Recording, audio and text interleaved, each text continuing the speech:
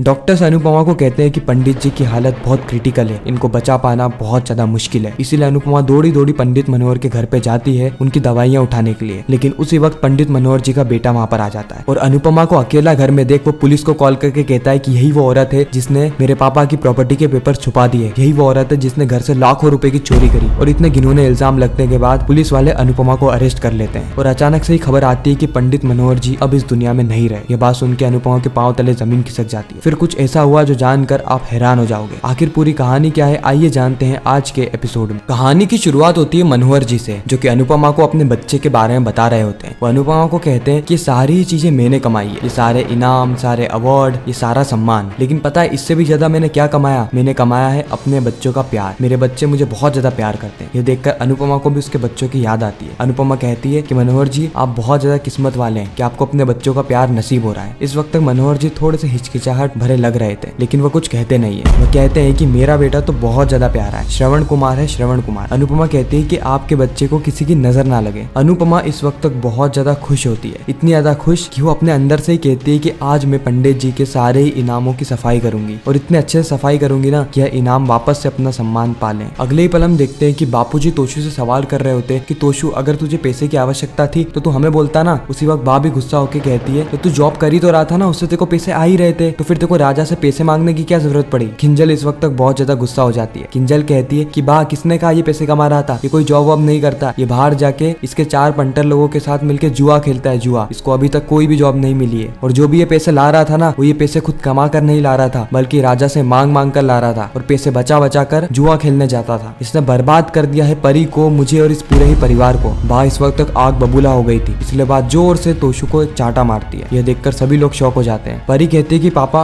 आप अच्छे पापा नहीं हो, इसलिए मैं यही चाहती हूँ कि आप मुझसे और मेरे कोठारी परिवार से दूरी बना के रखें। आप राजा से आज के बाद बात नहीं करेंगे और पैसे के मामले में तो कभी भी बात नहीं करेंगे। अगर आप ये चाहते हो कि आपकी बेटी खुश रहे ना तो आप मेरे परिवार से दूरी बनाए रखो, मुझसे दूरी बनाए रखो। किंजल गुस्से में कहती है कि अगर तुम्हें इतना जुआ खेलने का शौक है ना तो खुद पैसे कमाओ और उन पैसों से जुआ खेलो। इस घर में तुम्हें आज के बाद कोई भी 1 रुपए भी नहीं देगा और अगर तुम पैसे नहीं कमा सकते हो ना तो अभी के अभी इस घर से निकल जाओ। तोशु कहता है कि तुम होती कौन हो मुझे इस घर से निकालने वाली, ये घर मेरा है। किंजल कहती है कि ये कहने का हक तुमने खो दिया है, इस घर में जो कमाता है वही इस घर को चलाता है और मैं इस घर में कमाती हूँ, इसलिए मैं तुम्हें कह रही हूँ कि तुम अगर कमा नहीं सकते तो इस घर से निकल जाओ और परी की जिंदगी से भी निकल जाओ। तोशु इस वक्त तक परी को समझाने की कोशिश करता है कि परी देखो मैंने जो कुछ भी किया ना मजबूरी में किया, लेकिन मैं तुमसे बहुत ज्यादा प्यार करता हूँ। लेकिन परी इस वक्त तक किंजल की साइड लेती है। परी कहती है कि पापा मैं अपने परिवार के बारे में कोई भी चीजें बर्दाश्त नहीं कर सकती, खासकर वह चीजें जो कि कोठारी हाउस वाले कहते हैं। वो हर बार मुझे यही कहते हैं कि मैं पैसों के चक्कर में राजा के साथ हूँ और आज आपने ये बात सिद्ध भी कर दी। लेकिन हाँ अब नहीं, अब आप किसी से भी कोई भी पैसे नहीं मांगेंगे और अगर आप मेरी खुशी चाहते हैं ना तो मेरे परिवार से दूर रहिए, प्लीज मेरे परिवार से दूर रहिए। अगले पल हम देखते हैं कि जैसे अनुपमा साफ सफाई कर रही होती है उसी वक्त एक आदमी आता है। वो आदमी बिना कुछ कहीं घर के अंदर घुस जाता है और अनुपमा को ऑर्डर देके कहता है कि ये नौकरानी मेरे लिए पानी लेकर आ। अनुपमा कहती है कि आप हो कौन? उसी वक्त वो आदमी कहता है कि पापा पापा कहाँ हो आप? अनुपमा समझ जाती है कि यह तो पंडित मनोहर जी के बेटे हैं। पंडित मनोहर जी जैसे बाहर आते हैं उनकी आंखों से आंसू आने लगते हैं। वो दौड़ के जाते हैं और अपने बेटे को गले लग जाते हैं। अनुपमा ये देख के बहुत ज्यादा खुश होती है कि पंडित मनोहर जी अपने बेटे से कितना ज्यादा प्यार करते हैं। लेकिन अचानक से एक ऐसी घटना होती है जो कि दिल दहला देती है, यानी वह आदमी अपने ही पिता पंडित मनोहर को जोर से धक्का देता है और पंडित मनोहर जी दीवार से जाके टकरा जाते हैं। वो आदमी कहता है कि पापा ये सारी नौटंकी मत करा करो, आपको पता है ना कि हमारे बीच में कोई भी प्यार नहीं है, इसलिए फोकट की नौटंकी आज के बाद से मत करना। आपको यह भी पता है ना कि मैं यहाँ पर आया क्यों हूँ? यह देख के अनुपमा हैरान और परेशान हो जाती है, क्योंकि अभी तक पंडित मनोहर ने अपने बेटे के बारे में जो कुछ भी अनुपमा को बताया था ये सारी चीजें उससे बिल्कुल विपरीत है। कोई भी श्रवण कुमार ऐसा नहीं है जो कि अपने पिता को धक्का मारेगा। अनुपमा समझ जाती है कि पंडित मनोहर जी उससे झूठ कह रहे थे, अपने गमों को छुपाने का प्रयास कर रहे थे। सभी लोगों के जाने के बाद किंजल परी को समझाती है कि परी तू टेंशन मत ले, मैं तुझे यकीन देती हूँ कि आज के बाद ऐसा कुछ भी नहीं होगा। तेरे पापा ऐसे है ना जो कभी बदल नहीं सकते, लेकिन मैं तेरी इज्जत कभी भी नीचे नहीं गिरने दूंगी। मैं बात करूंगी कोठारी परिवार से, मैं उनसे माफी मांगूंगी और उनसे हमने जितने ही पैसे लिए हैं वो सारे ही पैसे ब्याज सहित चुका दूंगी। परी कहती है कि आप ऐसा क्यों करेंगी? आप ऐसा क्यों करेंगी माँ? आपकी गलती थोड़ी ना है, गलती जो कुछ भी है पापा की है। अगर ये करना चाहिए था तो पापा को ही करना चाहिए था। आप कुछ भी मत कीजिए, मैं और राजा मिलकर सबको संभाल लेंगे। काश काश अनुपमा इस वक्त तक यहाँ पर होती, लेकिन वो यहाँ पर होती भी तो भी क्या ही करती। अपने बेटे को इस हालत में देखकर उन्हें और तकलीफ ही होती। मैं तो यही चाहती हूँ कि वो जहाँ पर भी हो, जैसी भी हो, बस खुश हो और अपनी जिंदगी अच्छे से जी रही हो। कम से कम इस नर्क से तो दूर है वो। वह आदमी मनोहर जी को कहता है कि परेशान करके रख दिया इस बुड्ढे ने मुझे, परेशान करके। इसको पता है कि मैंने इसका नंबर ब्लॉक कर दिया, लेकिन फिर भी इसने बार बार फोन कर करके मुझे परेशान करके रख दिया है। मेरे घर वाले ही पूछने लगते हैं कि ये कौन है जो तुम्हें बार बार इतना फोन करता है, लेकिन मुझे इतनी शर्म आती है कि मैं अपने बाप का नाम भी उन्हें नहीं बता सकता। अभी तक ये नाच गाना करने की आदतें छोड़ी नहीं ना आपने? अरे थोड़ा तो लिहाज रखिए अपनी इज्जत का, थोड़ा तो कम से कम अपनी नहीं तो हमारी इज्जत का तो लिहाज रखिए। लोग आपको नचनिया कहते हैं, नचनिया। कम से कम यह कार्य तो करना बंद कीजिए।